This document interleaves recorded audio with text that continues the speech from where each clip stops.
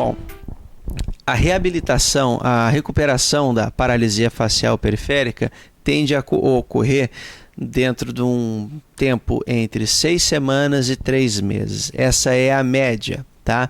Normalmente, indivíduos que não conseguem ter nenhum tipo de recuperação ou possuem uma recuperação muito pequena, dentro do intervalo de 4 meses, serão os indivíduos que ficarão com algum grau de sequela. Existem indivíduos que ficam totalmente curados, existem indivíduos que ficam com uma sequela leve e tem indivíduos que ficam com uma sequela bem grave. Portanto, a paralisia facial ela recupera na grande maioria dos casos.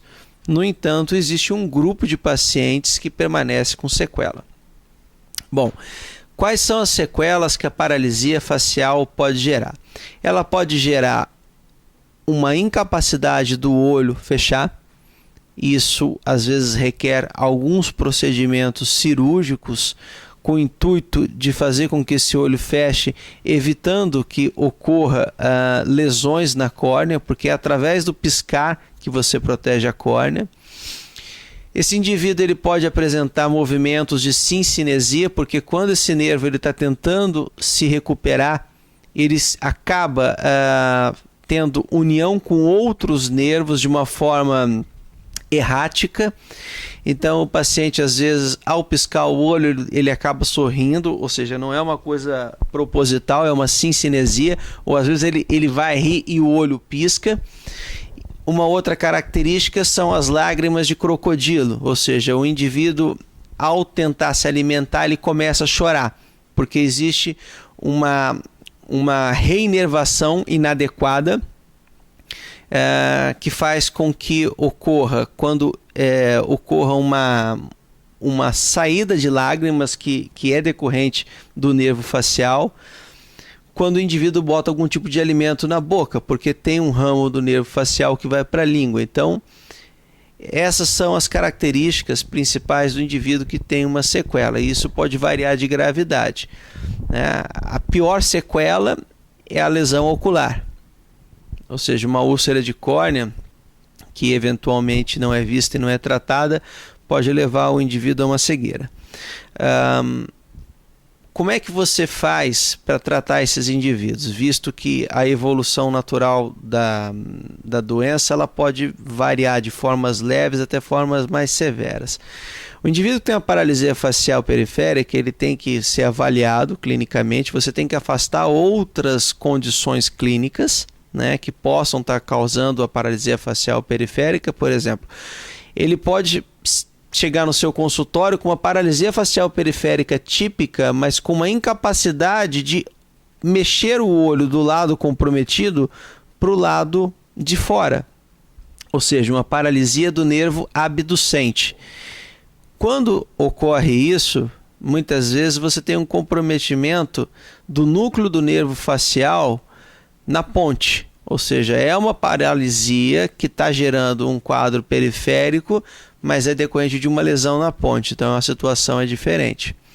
Bom, outras coisas que você tem que avaliar, você tem que ver se ele não está apresentando perda de audição, se ele não tem vesículas, erupções na face, perto da orelha. Você tem que ver se ele não está com uma massa palpável na parótida, porque um tumor de parótida pode gerar uma paralisia facial. Normalmente é uma paralisia facial com um quadro de instalação diferente, ou seja, ela tende a ser lenta e progressiva.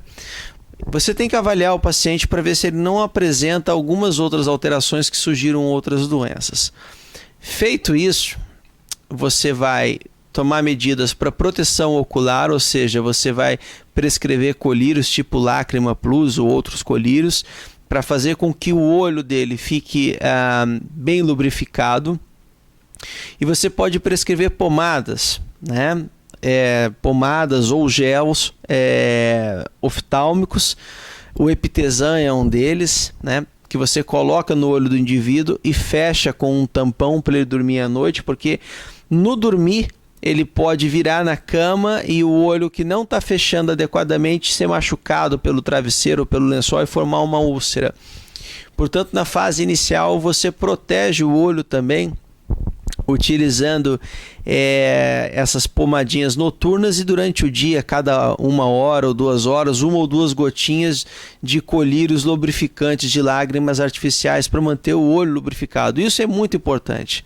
Bom, os últimos estudos apontam que doses de prednisona, na média de 1 mg por quilo de peso por dia, durante um período de aproximadamente 10 dias, com uma retirada progressiva, tendem a fazer com que o quadro seja mais breve, tendem a fazer com que o indivíduo tenha uma melhora.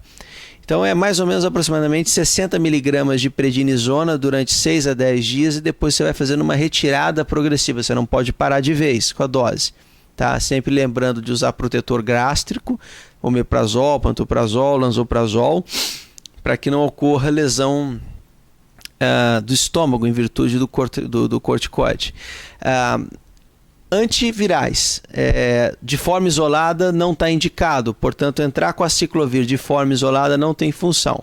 Existe uma função que ainda está sendo discutida, mas parece que existe um benefício em se utilizar em conjunto com o corticoide, o aciclovir.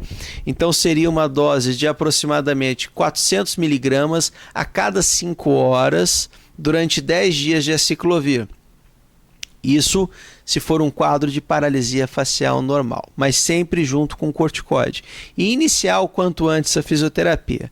Então, quais são os passos? Proteção ocular, orientação do paciente, exame neurológico rigoroso, corticoide na dose de 1 mg por quilo de peso por dia, de 6 a 10 dias depois retirada, e aciclovir na dose de 400 mg de 5 em 5 horas durante 10 dias.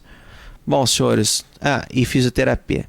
No próximo vídeo eu vou falar a respeito de algumas particularidades e alguns exames que podem ser feitos. Foi um prazer em falar com os senhores.